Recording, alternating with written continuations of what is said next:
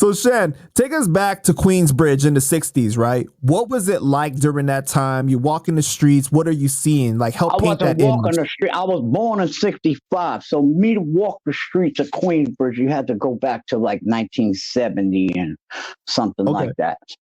You know what I'm saying? So around that time then. Now, around that time, Queensbridge was always my base with my grandmother, my grandfather.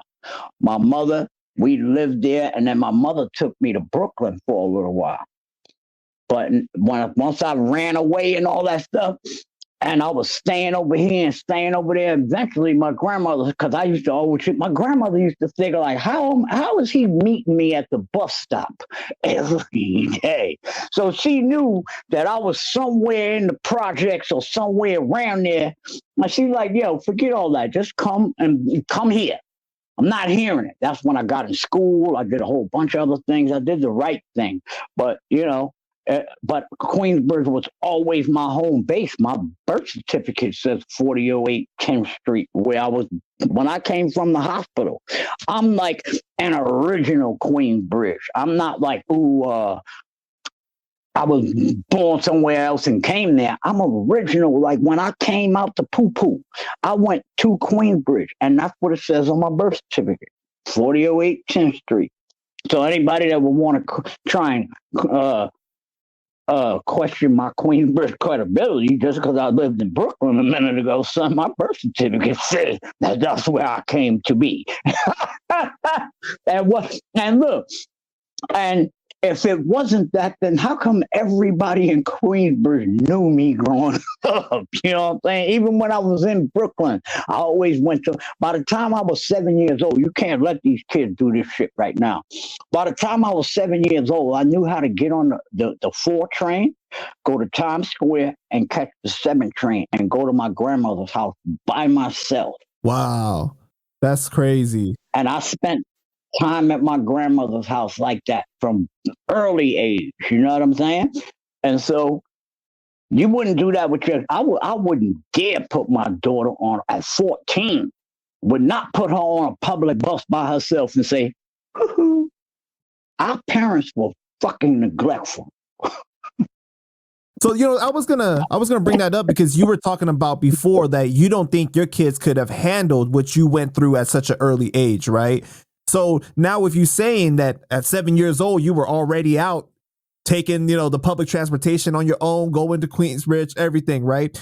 Like, what do you think that was like for you? Like, how do you feel about that looking back now?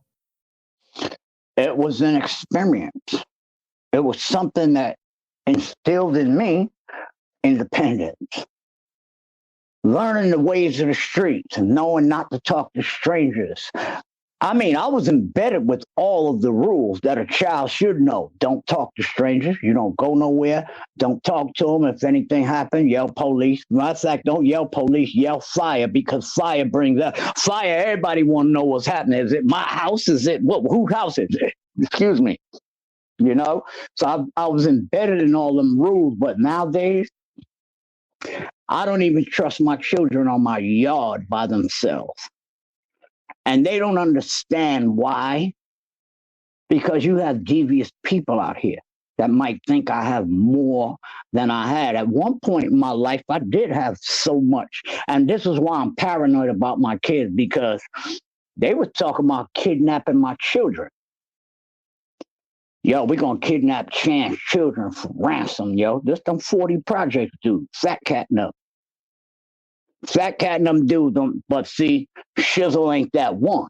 I wasn't running from it. What I did was I went and got me a bulletproof vest, and I rode around with a big ass, huh? Can Hurry up. One day, can you buy us a clock in our room? I got you a clock, baby. I'm on the interview. I used to ride around with a bulletproof vest and a Glock and went where I wanted, because it was like, but then, they found out who I was connected with, and if fucking with that nigga is going to cause a problem. We all become, I know these guys now. You know what I'm saying? The ones that didn't go to jail, and Lance, my man, I love Lance. They used to run that area over there. You know what I'm saying?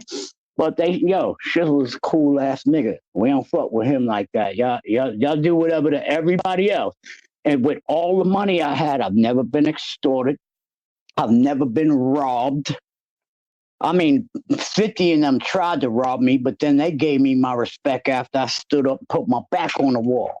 Because as a skinny guy, I got robbed a lot as I was a child.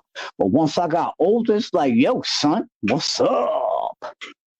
And so wait, what year are we talking about, Shan? The Beacon Theater. We had a show at the Beacon Theater. Whatever year the Juice Crew was at the Beacon Theater, I went out in the audience because that's my thing. I'm in New York. And 50 and them tried to get me. Bang! I'm standing there. Somebody blocked my way and somebody came over the top. Boop! Clocked me. I saw stars for a second, but I know if I would have went down, it was out. So I said, all right. And they followed me out the fucking building. And we was on the side. It was only me and Tyrone. And them niggas looked at me like, we need to put this nigga down. This nigga crazy as us. I got 50 Fort Greene niggas standing in front of me and I still got my chain on. You know what I'm saying? And I'm like, yo, fucking put my back on the wall like, what's up? I still have the chain. Well, I don't have it to today, but that night when I left, y'all know how vicious they were. Anybody who came up in that era, and y'all know the stories about 50 Cent and the Fort Greene crew. Y'all know how treacherous they was. Well, no matter what I did, they'd have still took it if they didn't respect my motherfucking stand up for myself. And let's clarify, you're talking about the original 50 Cent, not 50 Cent the rapper. The original 50 Cent, Cream, and all them motherfuckers from Fort Greene that y'all hear all the time, Hawk and all them. Yeah, those guys. I had to defend myself against that because if you don't, I've learned early that if you let people run over you, that's what it is. The first second of an incident is what is the deciding factor of any confrontation. If a motherfucker run up on you and go like this, and you go, you're done.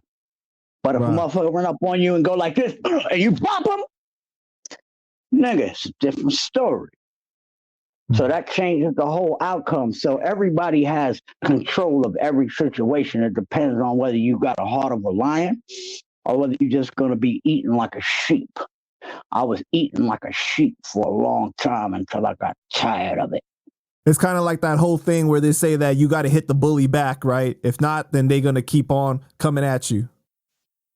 Ain't no hit the bully back. You can't hit the bully back. That don't phase them. You got to pick up a brick and bust their head to the white meat. And that's what made them stop messing with me. Right? Let me tell you something, because I would start fighting with you, right? And then all of a sudden I would run. Now you think you got me on the run and you chasing me. Okay, nigga, you think that's what it is? As I'm running, I'm looking for bricks, bottles, sticks, whatever. As soon as I find it, what? I'm going to immediately stop, and I'm going to pick that shit up, turn around, and clock the shit out of you. So that became a thing where, I might be crazy, but that little motherfucker is sick. You know what I'm saying? That little motherfucker is sick. Leave him the fuck alone, because that's what happens. When you have bullies, you have to do something to them that they're really scared to do.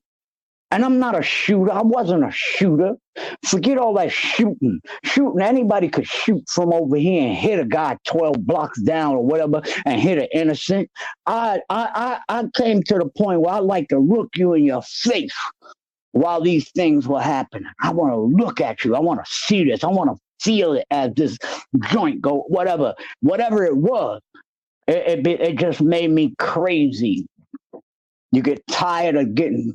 You get sick and tired of getting sick and tired of people whooping your ass. And that's what happened to me with no older brother. Right, because then you had to be the person to look out for yourself. You had nobody to call. Nope. Tired of taking my lunch money. Tired of my pockets looking like rabbit ears.